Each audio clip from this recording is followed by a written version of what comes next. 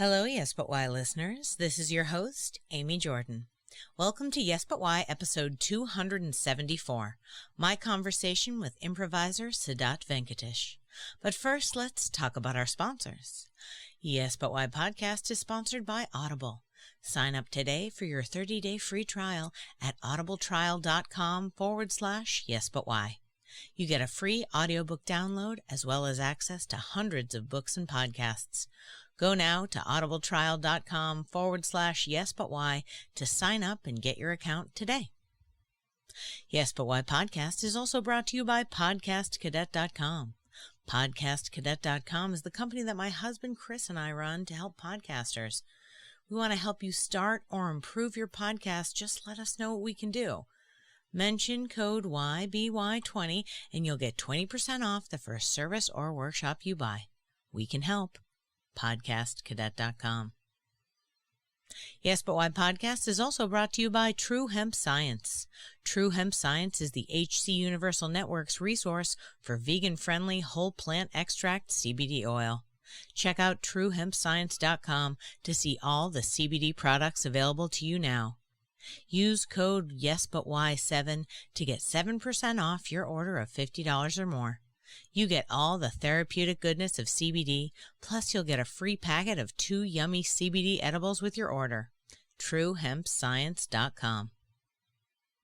This week on Yes But Why, I spoke to Siddharth Venkatesh, improv performer and community leader at Improv Comedy Bangalore. In this episode, we gab about acting, playing music, and the opportunity to take classes from improv greats from all over the world. I now present Yes But Why episode 274, Siddharth Venkatesh on craving the chaos of creativity. Enjoy!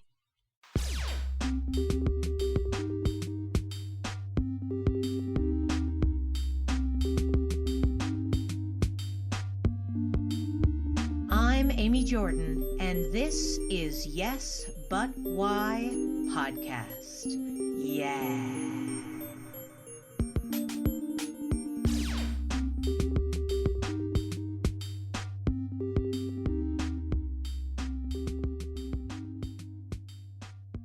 Like, what kind of a creative kid were you? Were you performing for your family or were you drawing? What was your sort of artistic style as a child? As far as I can remember, is that was way back. So I remember a lot of, what do you call it? Like playmaking scenarios. Like you basically, so either you're a doctor or you something and playing amongst ourselves. Because I remember when I was born, I used to live with my grandparents. And after 3 or 4 years, we shifted out to another city, like me and my parents. And at that point of time, we used to live in an apartment, and we had so many children. I just remember, like, every evening it would be like around 25, 30 children who we would just play random things.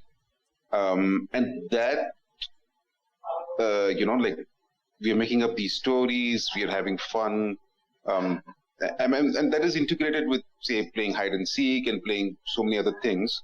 But that was what I remember initially, because I don't remember me being more, specifically being inclined in a drawing or anything of that sort. But I do remember these instances of creating stories amongst ourselves and having a whole lot of fun and almost like role playing. Yeah, which is, I think, natural for kids. But yeah, that's what I mainly remember when I was young. Yeah, I feel that. We used to pretend we'd watch a movie and then we'd be that movie, right?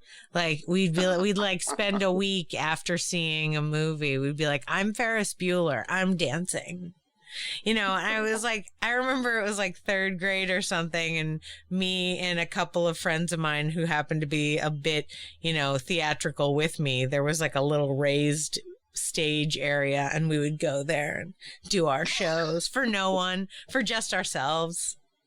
Yeah. And I also remember, so what I also remember is that for some unique reason, we used to pretend play, like, so we have these public transport auto rickshaws. I don't know if people know about that, but they're basically three-wheelers, and they'll ferry you across town. We used to, for whatever, I and some of my friends used to pretend play that one of us was the driver and the other two were the passengers, or some. And I have no reason why I did that, but it's just that it was so fun because it was something that you observed on the road when you were playing or something, and just incorporated that and say that I want this experience for whatever reason. Oh yeah, no, I think that's classic. I mean, taxi driver, somebody's driving you. Yeah, there's like a different vibe, Yeah, no, it's great. It's like the next level of play. Like now it's status play. Like it's like that guy's a stranger from us. And it makes like a difference between the vibes and stuff like that. Yeah, interesting. I like the specific role playing scenarios that you're recalling in your life. Did you did you ever do like organized acting in school or anything like that? Were you involved in any performance? Yeah. So not. So my thing was more. I think it was like a coincidence or whatever you can call it, because I remember when we were in 4th or 5th grade. By that point of time, by the way, every story I'm telling, I'm in a different city because we were sort of always moving around. Oh yeah, you moved a lot. Yeah, like almost every 3 or 4 years, once of sorts. Yeah. So at that point of time, also I was in Bangalore, where I am right now, and I remember that we had our headmaster or headmistress come in, and say that there are these film people, and they want to have all the children of 2-3 classes in one of the scenes, because and eventually what it was is we didn't realize, we just went for the fun of it, but eventually what it was so the actress, the female actor in the film, was bidding. She was some sort of either a teacher or something of that sort, and she was bidding by to all her students. So they needed 100 students. That's the reason they came to our school, and they just took people in. What happened was, for whatever reason, I was not either well that day or I didn't go. I don't know how things happened after that, but one thing led to the other. And then I got called in for, so some people from the same movie setting, like assistant producer or whatever I got right now. But yeah, some of them actually came into the school for, getting people audition for a TV series about children, and they just took me. I don't know what they saw, but they just took me and a few other kids. And at the end of the day of, it was not like a proper audition as much as it was of we just doing what they told us to, in terms of if you're angry with your friend, what would you do? And you needed to act it out. Or if you were sad that one of your friends took away your food, how would you act it out? And so they were giving these scenarios to us, and we were just playing it out. And then I was told that I am a part of it. And, and I was excited that one of my close friends was also with me. So that was my only excitement, that we would probably have to cut school and go and have fun. And that TV series was for, I think, 13 episodes. And that's how I, without any background of acting, I just acted. How old were you? This was around 5th grade. Oh, 5th. Wow. So like 10? Something like that. Oh my God. Crazy. And then, so what was the show about? I was playing, so my friend whom I told you about, he was like the main character of the show. And the show was him writing in his diary, reminiscing about stuff that happens in his life. but as a young kid, obviously, both of us were young. So he starts writing and then he thinks, oh, this happened. And like a flashback, and me and him and other people, our friends, our parents, who were, as a part of that, come in and enact that out. So it was basically a story of two kids. And I was he was more sort of placid and whatever, and I was the naughty one, and I used to make all the, always get us into trouble. But personality-wise, we were just opposite, because I never used to do that. And he was the one who was always creating trouble.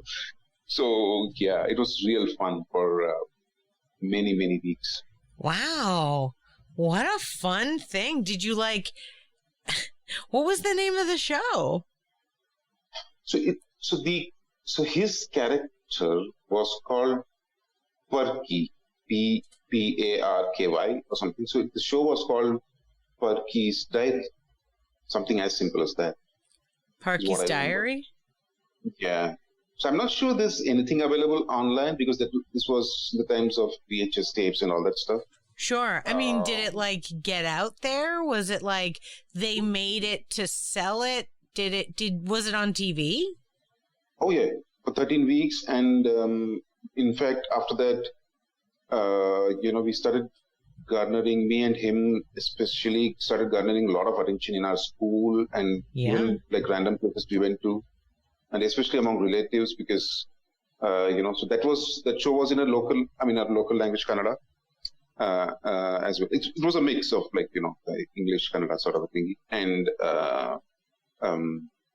so most of my relatives, even now after 30, 28 or whatever years, when I meet some relatives, they still tell me about that. I was like, oh God, that's a different thing. Just don't talk about it. But man, what a wild adventure to be on a television show as a kid, and just get I feel like that happened a lot. I don't know how old you are. I'm 42. But I'm 40.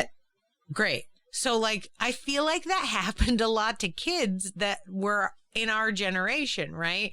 I feel like everywhere when I was growing up, it was they just found him in a mall. What was it? What was it? The kid in Terminator 2, they're they just found him in a mall. I'd just go to malls hoping somebody would check me out. I didn't shop ever. I would just go to be who's casting? Which I feel like is terrible. Terrible idea. But, it happened a lot. I feel like that the idea of this where, I'm sure it seemed insane in your life, but the idea that they were all right, listen, we need to cast some kids. Where are kids? Kids are at school. Let's go to the school.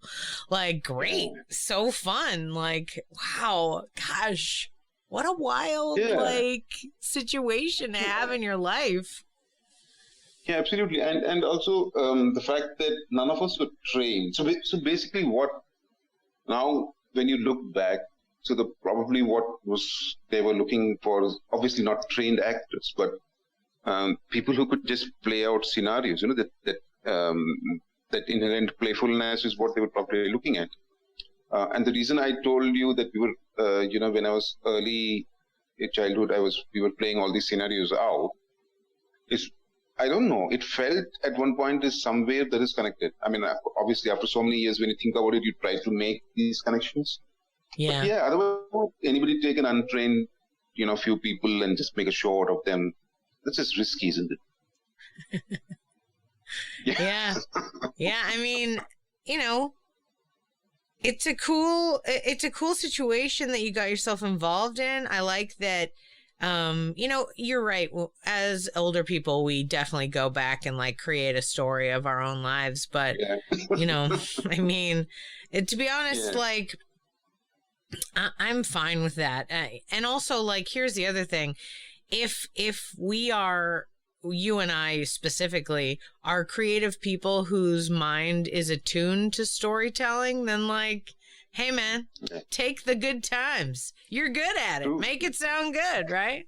I retell my life story and it sounds amazing. I was it didn't feel that great. It's been relatively fine, but I'm making it sound awesome. You're like, and then, and they're like, oh my God, another thing happened to you. And I was like, I haven't even gotten to my teens. You know, it's like,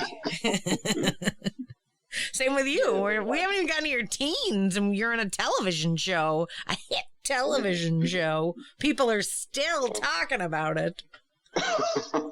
Yeah. So actually what happened is after that I got a couple of opportunities, which was very, from the first show that I acted on, the dialogue, the person was scripting dialogues or whatever. He sort of branched out as a director.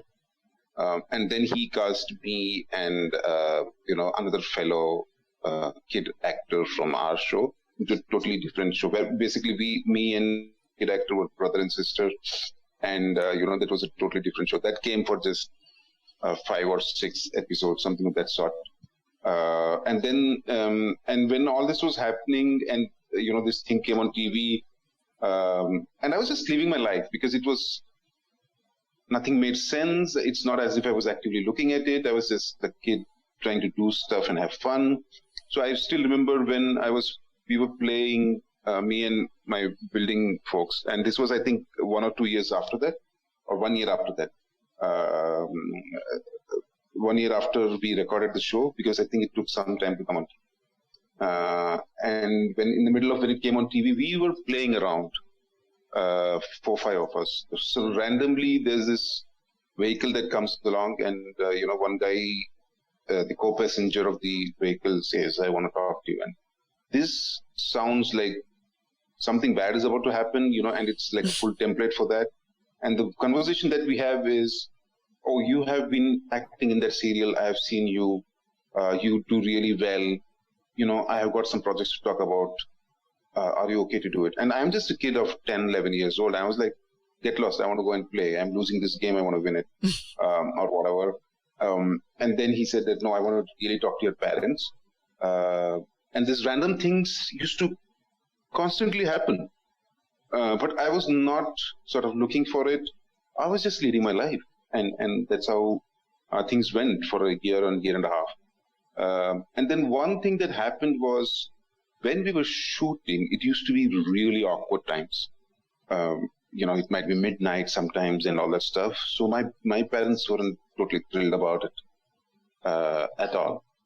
And so eventually I didn't pursue it actively. And after these couple of instances, things died down in a year or so.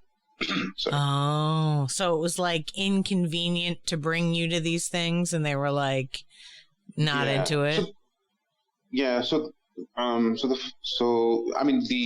The production people used to get their own vehicle for us, but the timings were awkward. Like some days I used to be 2 a.m. back at home, and next early morning 8 a.m. I had to be back at shooting. So that didn't sort of go well with my parents.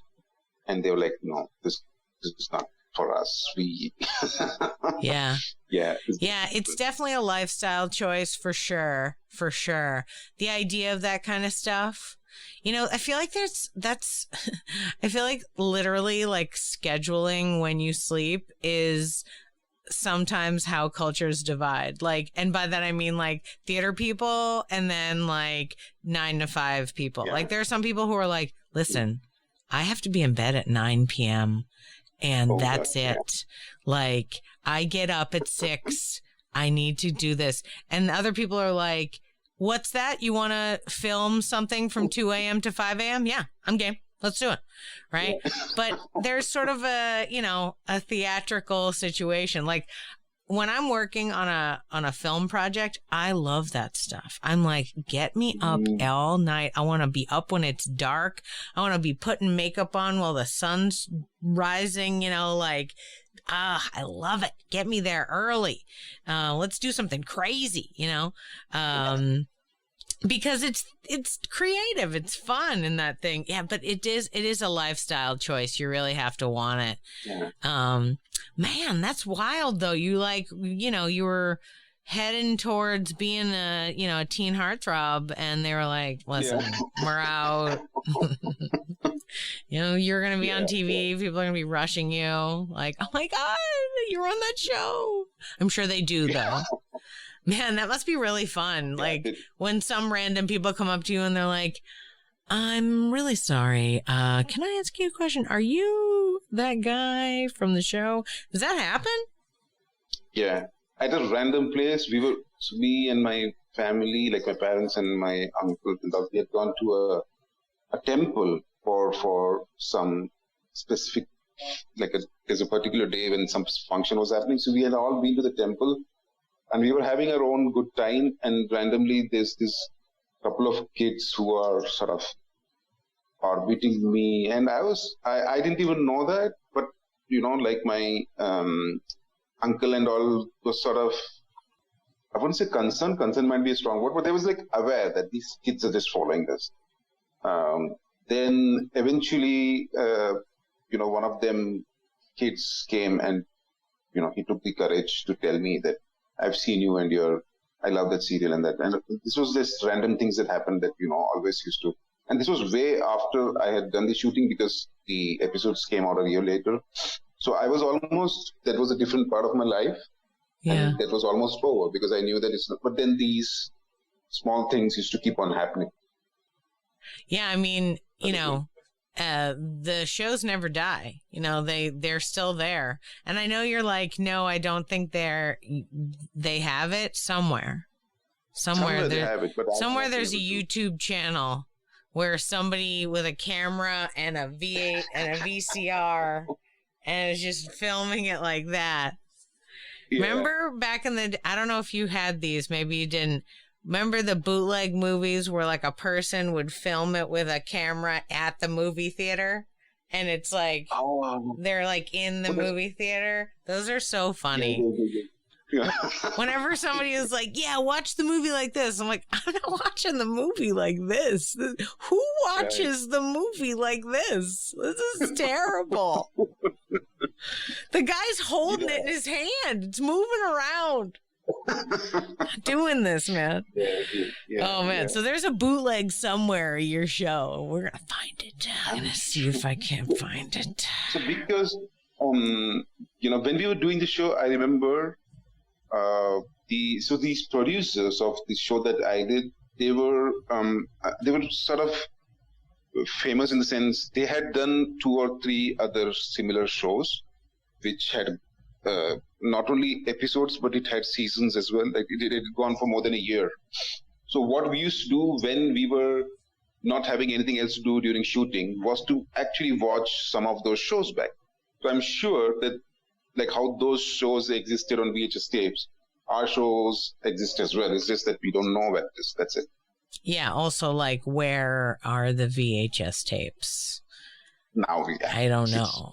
Every VHS tape I own is currently melted in my garage right now.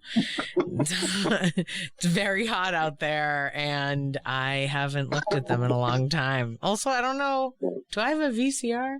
Oh, yeah, I do. Oh, yeah. My husband loves old technology, in case you can't tell from all the insanity behind me.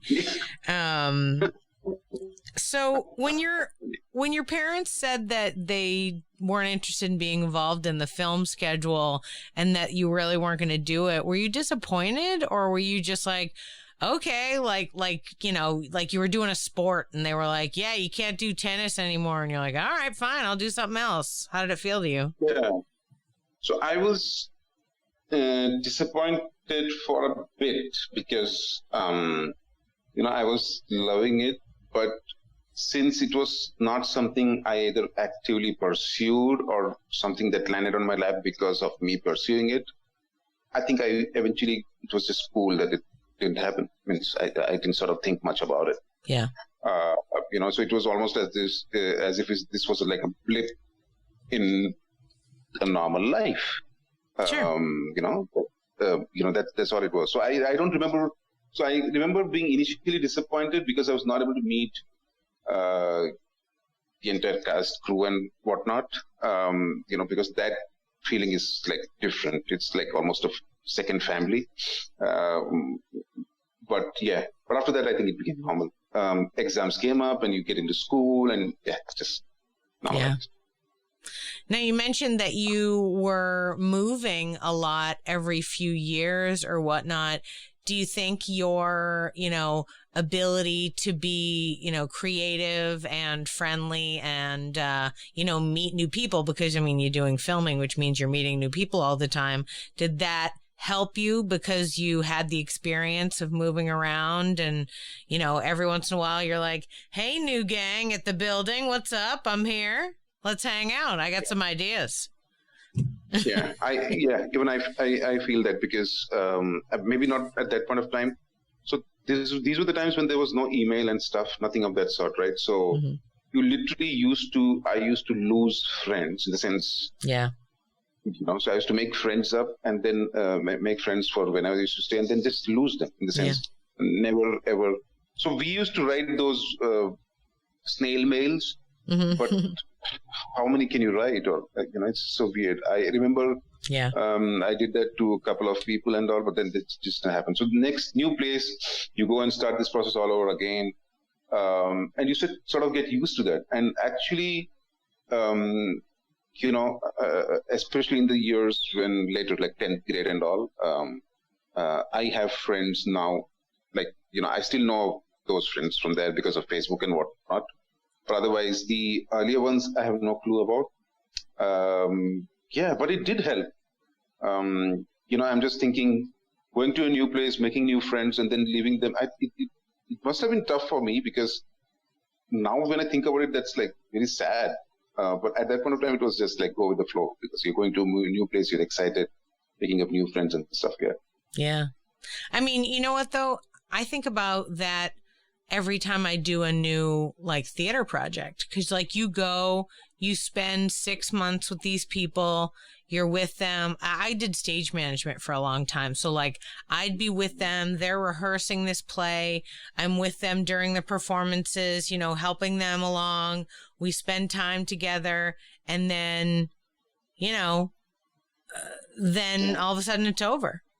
And we never see each other again. I can't tell you the number of people who I had really deep, intense relationships with, because I did summer theater at a couple of summer festivals where it was the whole summer, that's 3 months I'm spending with people for a couple of years, Do I talk to any of them now? No.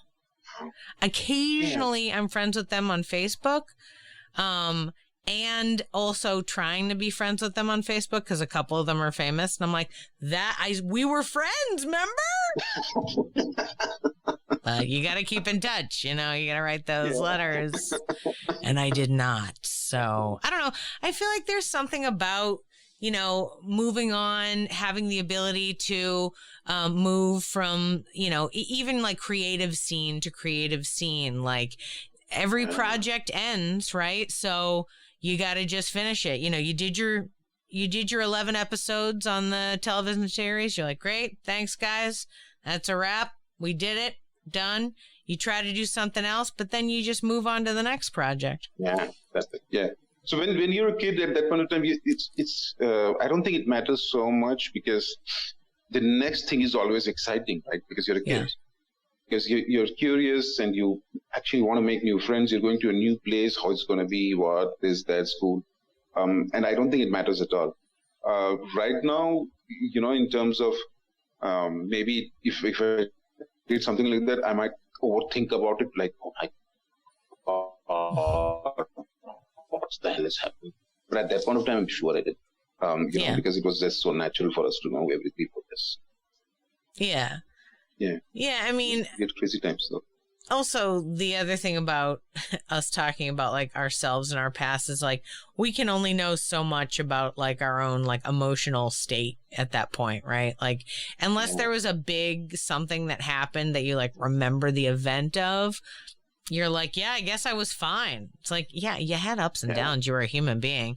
You liked stuff, you didn't like stuff. Maybe you didn't like moving all the time, but turns out that the skill developed from moving all the time is helpful.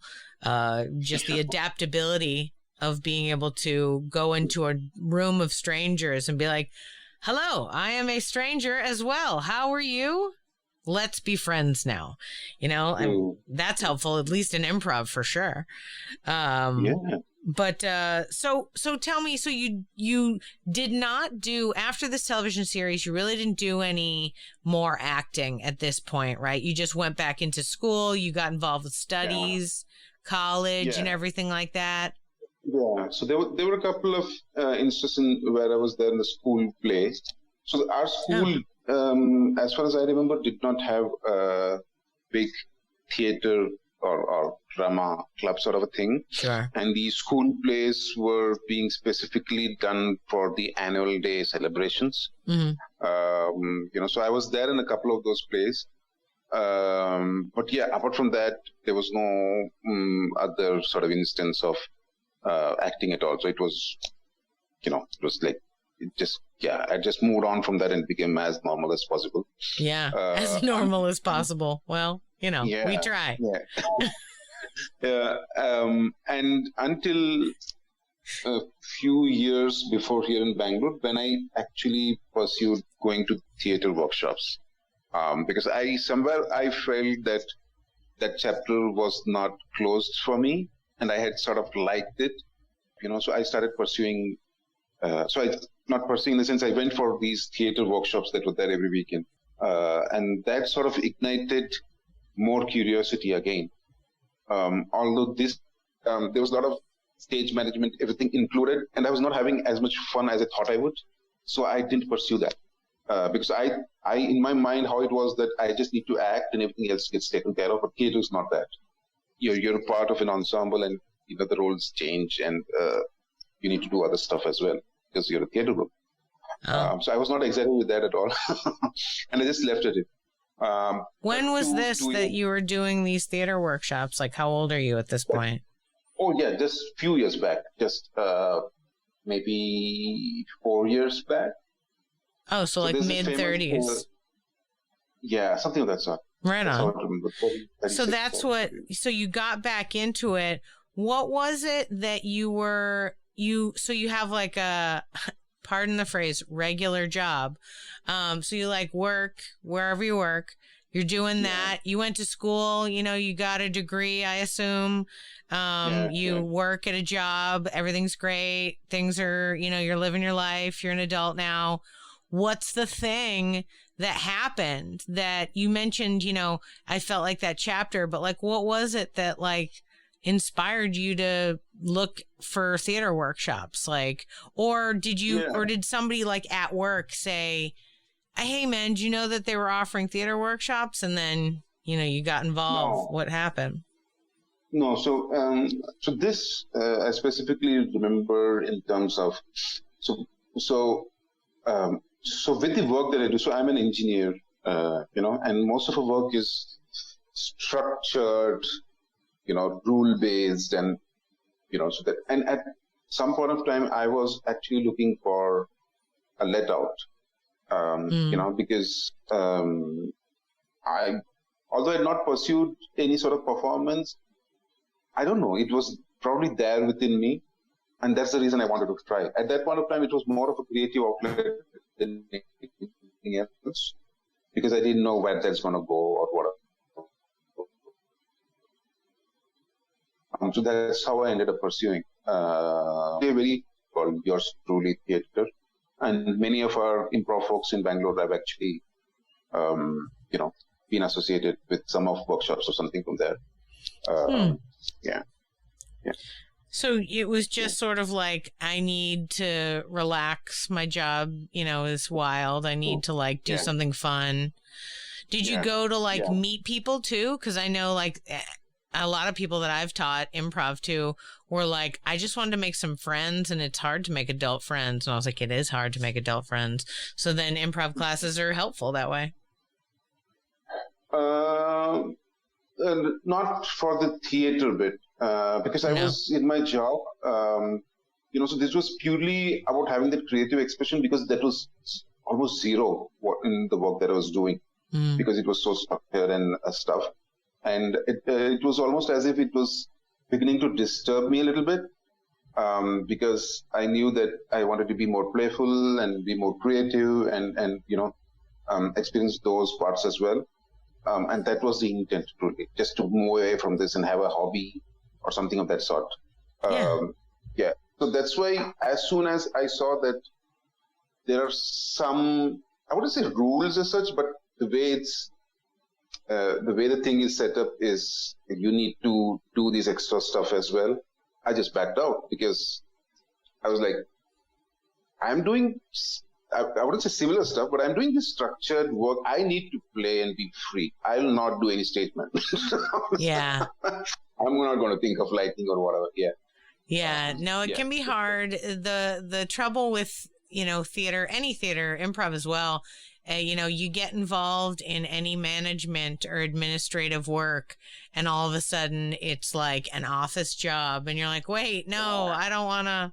I wanted to play. I don't want to be part of this kind of thing. I love that kind of stuff, but that's just because I think that's my jam. But yeah, I hear you. So when the theater workshop didn't work out, did you immediately seek improv for, No. just to take classes? How did you get into it? No. So in improv is like, fairly nascent here. Yeah. So the ICB itself is like just 5 years old or so.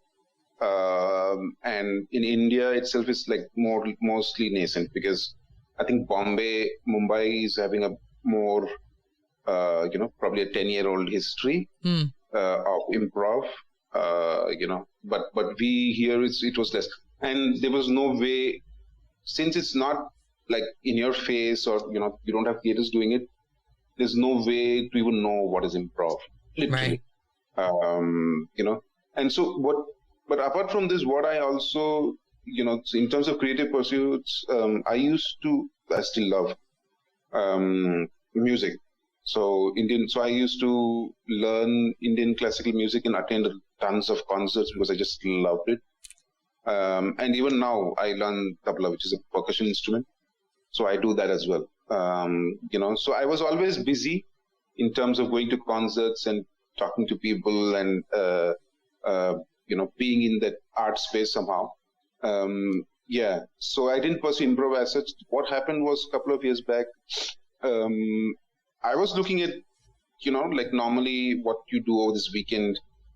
Well, let's do some fun stuff over the weekend or something of that sort. Then I saw this ICB's ad for a intro to improv workshop. And I think in the ad they had used unscripted as a word. And that intrigued me because I didn't know what that was at all. So I ended up going to that workshop and loving it a lot. And it was like a very basic stuff, like, yes handing and stuff, but it was just too much of fun. That happened early 2019. And then what I did is, I didn't know other ways to connect. So what I did is I was just going to jams of ICB. So they used to have once a month or twice a month jams, like, physical, seems way back, jams. And I used to just attend them and be awestruck with what's happening in front of me. And I was like, I want to do that. Or at least try that, and that's how I sort of got connected with ICB and became a part of their, It's really interesting, the comparison you're making between like your structured work environment and how you just needed this release. And so to find this art form that was literally built on the idea of a lack of structure. It's like exactly the sort of the yin and yang of, what you needed to have in the world. Right. 'Cause even though your job is really structured, there has to be a certain level of creativity to it, not like creativity like arts, but creativity like I'm using this part of my brain to create this situation versus this other part, the unstructured, like wild party part. That's what you needed to exercise and got in for improv. I kind of like the idea that it was just jams though, because jams are wild places. When you take a class or when you get with a troupe, like it's the same people, you're like getting to know them. With a jam, it's like, who's here? what's going to happen tonight, you know, because it's like, oh, it's the guy that yells about everything. Oh, great, he's here. Yeah. Or like the girl who's always a cupcake. Why is she always a cupcake? I don't know. I like it. It's fine. You know, like whatever, that kind of stuff. Yeah. And so also one thing that happened with the jams, so the way it was structured is that for the first half an hour, they used to literally get people who are not experienced in improv or having less experience, and used to have this normal jam, like how we have these Zoom jams. And the second part, the second half hour, was actually a show or a new format by the ICB main cast. So you would have Nasir or Bala or Lakshmi and all these people try something different, either musical improv or something. And so the fun that you had with the jams, but also you're an audience member for the other show as well. And that also sort of intrigues you because it's these people who are so talented. They're just amazingly talented, by the way. Then they do just some super fun stuff. You're like, wow, is this even possible? How do they know that they have to sing at that exact point? Or how do they know that this is what the other person said? And it was so in my face. And it was like, wow, this as an art form is like pretty cool. Yeah. That's what is happening. Yeah. Yeah, it's pretty amazing when you see people that are great at it, for sure. Like when you watch a show and people are super tuned to each other and they can just like you're right, when they're like, how did they both sing at the same time? How is it possible that they knew that was what they were going to say? They're making it up. Like, oh my God. Yeah. No, musical improv is one of the wildest things. Even though, you know, music has its own like patterns and rhythms. So it's like easy to like look really like you're like, oh my God, look at how amazing I am. But it's like they did just say the same three things over and over. Yeah. I mean, but you're like, oh my God, what a great song. There were 3 words, guys. Like that's, but you know, it's great. Music has that extra, you know, little bit to it to like, you know, you can put anything in a song and you're like, this is I love it. It's got a good beat. And you're like, are you listening to the words? You're like, hold on. Oh goodness. So, you know, cause you're like, you get swept away in the, like in the vibe of the music, you get into it. You're like, look at them. They're so great. Man, must be wonderful to like have such a nice sort of like, group that are sort of the, I'm not going to say elders because that's like a weird thing, but you know, like the leaders of the community, people who are like performing and like showing you, hey, we're going to try something new. That's pretty brave and great. Oh yeah. Yeah. So at that point of time, I didn't realize, but now with like more experience in improv, especially online improv, because now we're getting exposed, at least from India, we're getting exposed to so many things, improv things around the world. Now I realize what actually a good job those people were doing when they're doing their show, because it's just not a 2-person scene or something like that. It's just, they were actually experimenting, you know, for the standard of improv that India has. And that's actually really brave of the group. And I totally agree with that. Yeah. I mean, it's so cool that improv is both, you know, stuff you can totally just try to do different things. You can, you just take it. The beauty of the lack of structure too is like, you just put a tiny bit of structure on it and it makes one crazy show, and then you change it a little bit and it's a totally different show. And you're like, but how did they, you know, and it's just like a little twist. Like you said, like they try this thing or they try that thing. It's like, okay, this time we're all going to be ladies in a diner. It's like, okay, this time we're all going to be sisters who are very young, like whatever. And it like changes the vibe of what happens, you know, and, yeah, it's so fun. So we were talking earlier, about like, so you've been learning improv through doing these jams, through you know, working with the ICB as far as like being involved in some of their shows and learning and performing. What for you is the comedy bent? Like, what's your vibe on how, especially now that you, like I, have been exposed to these other global like styles of improv? How does your style, the style that you've been sort of brought up in these past couple of years, how does that feel for you? Like, what's the setup? So, so since improv is, so the reason I think the comedy bit is that, so basically, Nasir, who sort of co-founded ICB, rather not sort of, but he co-founded ICB with other people. He had come in from Bombay, like he was a part of Improv Comedy Mumbai. Mm. So I'm just wondering if that was just a name transfer. But in general, what I also feel is when you're starting off and when you actually need an audience, it's so tough to do just long form and expect people to just understand it. So I think by default, it sort of gets into a lot of short form games. And the way all these games are constructed are based on find the fun, find the game or, whatever it is. So that's the reason the comedy aspect is high. So apart from this, there is also, one other, I mean, not just one, but one improv troupe that we know of that has much more popular people in terms of actually actors and stuff who do improv, right? Theater actors or film actors and radio personalities. All these people come and they have an improv troupe called, I think it's called The Improv or something like that. And they do their shows. And so when you see that, you know that it's purely entertainment. I mean, especially now that you know a little bit of improv, you can almost predict what's the next gag. That's how it is. That's how it's set up.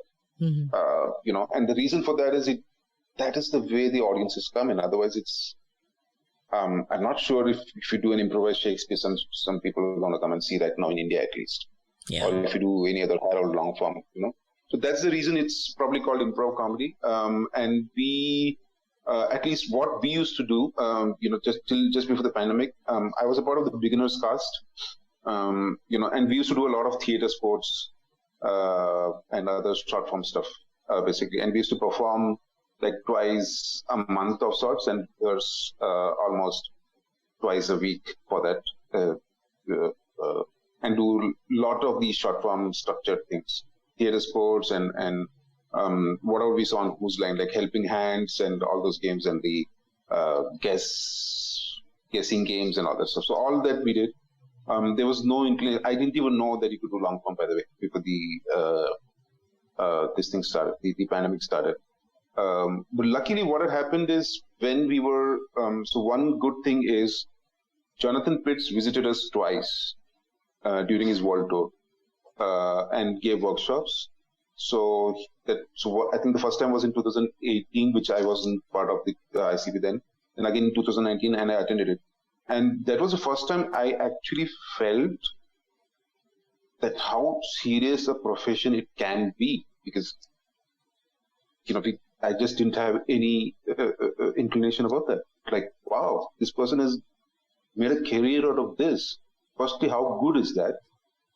That he's having that opportunity. Secondly, how good is he to be doing that in improv, right? So that was intriguing. I didn't know before that all these things could happen.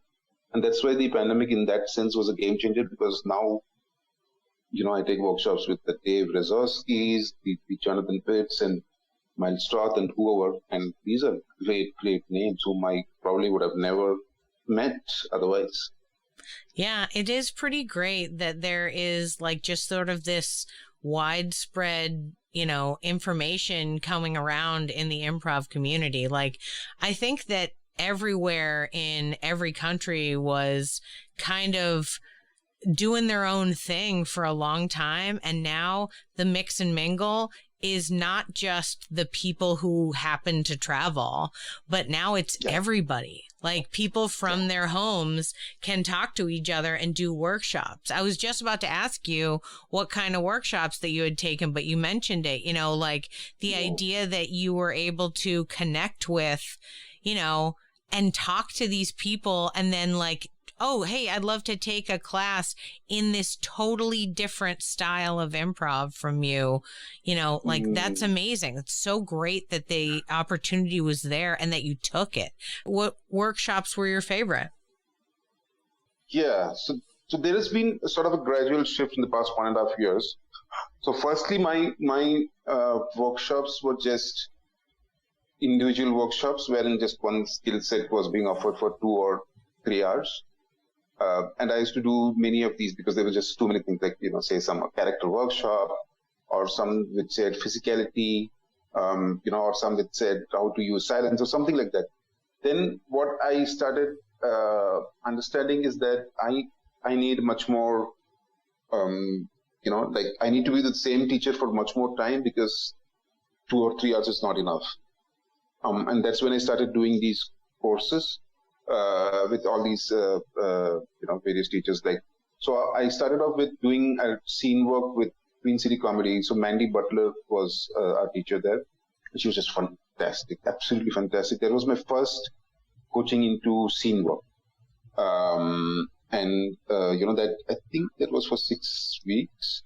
And that sort of transformed the way I thought about scene work, because I was, I didn't know the nuances till that point. Although we could see it on screen, but we need to understand it as well, those nuances. But yeah, that was cool. And after that, so I did and I love this. With Stephen Davidson, I did a viewpoints course, and he's just brilliant. I mean, oh wow. I did this viewpoints course with Stephen Davidson, and that was slow burn sort of improv, like emotionally grounded, and I like that stuff a lot, because probably that's how I am, really. I'm not sort of exaggerated, and I don't do that. Yeah, so I started taking such workshops. In fact, now I think in July, mid-July, probably I'm going to do the second part of that viewpoints course with him. Because I love his teaching well. And also I did this, at some point of time, I did a David Razowsky course on his, so that was also on his, no, that was not viewpoints, that was points of view. So that's what he talks about, David Razowsky. So that happened with the nursery a few months back. And that was also, oh wow, I couldn't believe that I was doing a course with him. Yeah. Yeah. So mainly my shift has been, so initially it was just bits and pieces of information in terms of workshops to these longer courses so most of these courses at the crux of it talk about authenticity, emotional connect, relationships. That's been the thread of many of these workshops. And I've gravitated towards that for whatever reason. And last couple of weeks before, I finished my course with Carla at Queen City Comedy, wherein she was teaching acting for improvisers. And that was also, it sort of blew my mind off, where we were just doing monologues and stuff. And somehow I feel that I'm getting into the craft bit of it now more with doing all these courses. I'm getting to understand much more what gets into a scene and what can be, what improv can actually also be, other than just short form games. Yeah. Yeah, you're liking the really the deep dive into the emotional seriousness, huh? That's pretty great. Yeah. I don't know, maybe I'm wired that way, so I just do that. Yeah. No, I like that. I like that you say that you're wired that way too, because I wonder, you were in television and filming when you were younger. Like, I'd be fascinated, in the coming years to hear if you were in like a dramatic movie or something like that. Like, that'd be super fun, like. Oh yeah, I would love it. Yeah, that'd be super good. And the work that you're doing now is so the groundwork for sort of these serious acting stuff. And the other part is that, like, you're right about the sort of like newer vibe in Bangalore for comedy and for improv. Improv is new everywhere, but it's like just making its way in different ways to different places. But I like the idea that now, you are learning all these things that are, more serious, more like dramatic situations. Like, you could bring that and teach a course yourself to the ICB community and then have some troupe that's an offshoot where you guys are doing serious stuff. I mean, Plus, there's so many, like I said, once the world opens up again, there'll be so many people from Europe that'll come to do workshops. And Europe is a lot of serious, dramatic, slow improv. Like, there's a lot of that there.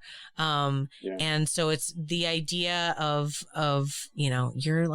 you're going to be so primed. They're going to be like, this guy, look at this guy. He knows. He's so serious. He's smoldering over there. Oh my goodness. Yeah. I mean, I love that you found, a path that you're like interested to follow, and you're like, going into taking these workshops, even so far as to say that you're about to take like the second, level of workshops with Stephen Davidson. Like, that's great. You're like getting involved. You've taken a couple of courses at Queen City Improv. So you're like connected with this like community and stuff like that. Like, that's really so awesome that you had that. I mean, when you and I did the show, you connected me. It was so funny because you were like, hey, you want to do this ICB thing? And I was like, great. And then it was a festival in Las Vegas. And I was like, what? This is so funny. Like, I knew it and I got it. But it was like, when I read the whole thing and kind of put it together in my mind, I was like, what a funny mix of things. Like, I love that I from Texas am representing Bangalore in Vegas. Like, what? But I loved it. I was so happy to be part of it.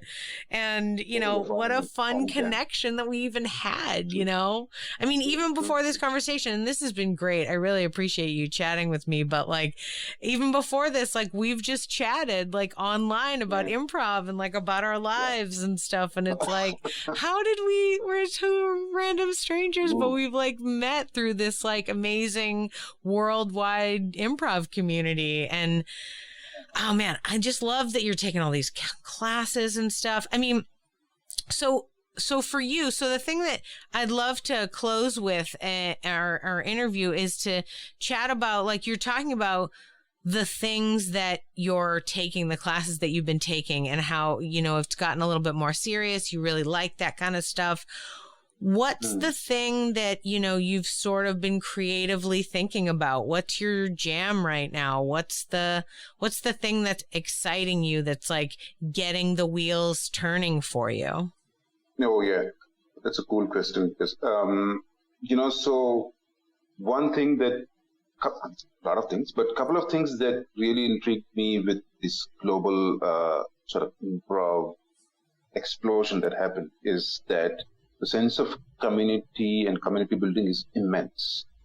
We get to learn a lot from the Nursery and Queen City Comedy and Black Improv Alliance and all these other great folks as to how to create the communities. And not only these folks, Third World Improv in Singapore, in Philippines.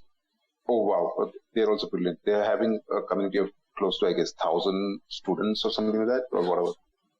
So that is one aspect. Second aspect is of boundaries, safety, safe spaces, which we had. We knew it somewhere at the back of our mind that such things should exist, but making that conversation live, especially at the start of every class or at the end of the class or whenever, that is one more thing that I learned. But my more important thing that intrigued me the most is to try and get to use improv in an applied improv sense, because I think how it has helped me the most is to learn more about myself, at the very least. So I'm able to figure out my biases. I'm able to figure out if I'm getting stuck at a place, if I'm not getting a particular skill right, why might that be? Because it might be a mental block, XYZ. So I'm able to learn that it's, also helping my life off improv. Like doing improv helps outside of improv as well. And I'm intrigued by how it can be applied to such scenarios. I know that in Canada and all, improv is really famous and popular in high schools as well. And that is something that's on the back of my mind, is to try and do something in that space for India, because I think it will actually help kids a lot.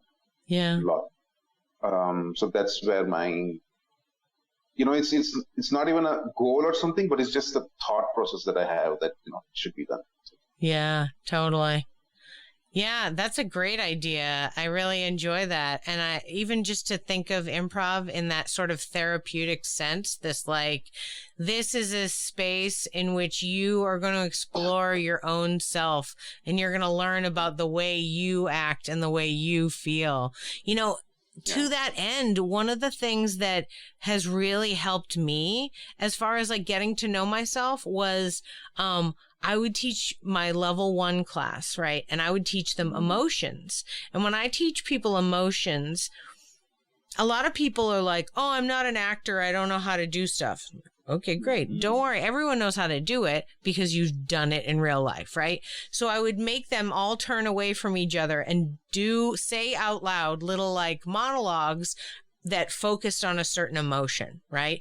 And then we'd turn around and we'd talk all at once. So nobody can hear anybody else. You're just in your own thing because everyone's talking at once. And then at the end, we turn around and we're like, okay, how do you feel in your body right now? When you're excited. So it's and I would give them a scenario to do their monologues. It'd be okay, you just got asked to be the lead in a new television show and you're going to be the person who is the funniest and you're going to have the best lines and you're going to look great. Okay, do a monologue about how excited you are for that. So then you'd be like, oh my God, and then you come back and I'm like, where do you feel it in your body? And for me, I'd be like, oh, I can feel it in my jaw. My excitement is right here, right? Oh, or in my shoulders. That's where it is, right? Great. That is how she experiences joy, right? When you see her tense in her jaw and use those shoulders and give you a big smile, she's expressing that her character is excited, right? And they're like, oh, okay. And then we'd do a sad one and we'd come back, or angry. So personally, for my own journey, I taught this class so many times that I'm doing the monologues too, because I always do it. And I say, do it louder than them so that if they don't know what to say, they can just listen to me and then kind of attach emotions to it, right? So I would do it every time. Based on that, I come back, I tell them where physically in my body I'm feeling the emotion as well. And then later, in my actual human life, turned out that I was able to identify a moment when I got angry about something, right? When I realized, okay, well, you're angry. I know that because I can feel it in the parts of my body I know are my anger spots. So you probably shouldn't say anything to this person right now, right? Things where it's I didn't know how I processed anger until I was teaching other people. Then I physically understood it and was able to, in real life, avoid getting into a fight with somebody by being ooh, whatever I say is not going to be pleasant. So I'm going to not do it, right? I feel anger and that anger is not going to allow me to be great to this lady right now. So hang back, so it's just you are able to learn whatever you need out of improv is, what you can take from it. I mean, I apparently needed to know my emotions such that this exercise, which, I'm telling you, I definitely did it hundreds of times. For sure. For sure. Did I get the lesson right away? No, I did not. Right? No. But later, as I was doing it for the 40 millionth time, I'm talking to them. Oh, when I'm angry, it does this. And I'm like, saved me on a few fights with my husband, I'll tell you. So, yeah. But, improv is so great, cool. Yeah. Absolutely. It can be therapeutic. Absolutely. It can help you find out more about yourself. I like when you said it helped me acknowledge my biases. Yeah. Absolutely. Yes, absolutely. Even if you don't want to admit them, people are like, well, I don't want other people to talk about it. You don't have to talk about it. All of us you do a scene. Somebody says something to you and you have to react. You also have the voice in your head that's like telling you a few options of things to react with, right? True. And if one of those reactions is like, oh, oh, what was that thought that I had, right? You can examine it in yourself without being like, hey, everyone, remember that scene we did about how we were chipmunks? Well, before I chose that we were chipmunks, I was almost going to do this terrible thing. No, you're not going to tell everyone that, right? But you can go home and be like, gosh, why was that in my head? Like, what am I thinking about? Like, how is this, because, and there's nothing wrong with it. We all have crazy thoughts. You know what I mean? Like, I can't tell you when I go down like a wild rabbit hole and then I'm like, oh, wow. All right. Take it back. Especially now that I have a child, like now that I have a child, my imagination is a terrible place because like, oh, I'm always imagining terrible things. I'm like, what's that sound? Does he have a knife? Like, Amy, your 4-year-old is fine. Like, there's nothing going on. He's all right, But I'm always like, I imagine crazy scenarios because my imagination is amazingly tuned, right? Oh, my goodness. Yeah, I like it. Is there from your point of view, were there any things that you've learned about yourself that you care to share from improvising that have helped you at work or helped you in your life? So I, for whatever strange reason, I by default play low status characters, and sure. And playing high status. Even if I start playing, so I was having a conversation about this with Ari as well from Oslo, Improv. So even if I start playing high status, I just go down to low status. That's like, seems to be a zone of like a comfort zone. And I was thinking about it, and I am like that in also a corporate scenario because you just listen to people, and I didn't realize that until it happened through improv.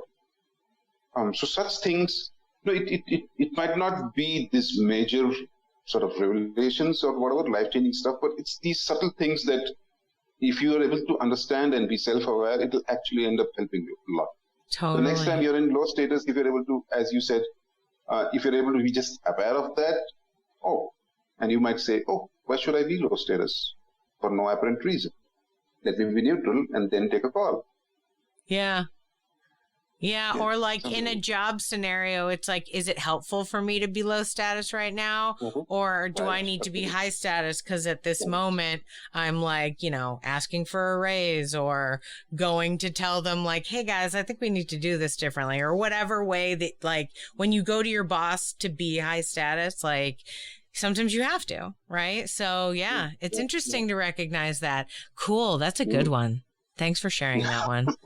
No, I appreciate that. It's like an interesting lesson about, the way we look at ourselves and the way we hold ourselves. I realize stuff like that when I've been doing some writing during the pandemic, and I'm taking a writing class right now.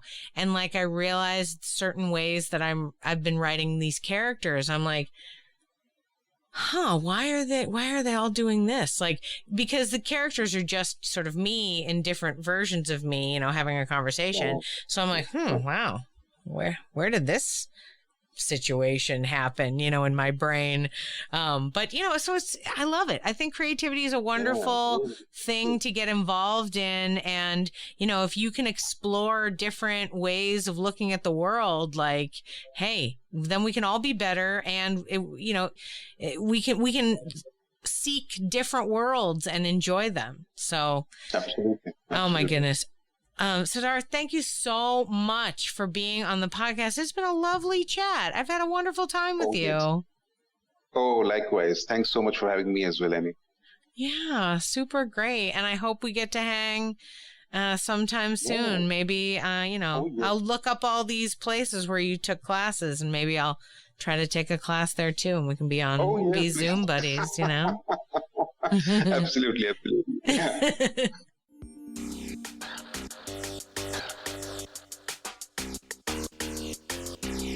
Thanks for listening to Yes But Why podcast. Check Check out all our episodes on yesbutwhypodcast.com or check out all the content on our network, HC Universal, at hcuniversalnetwork.com.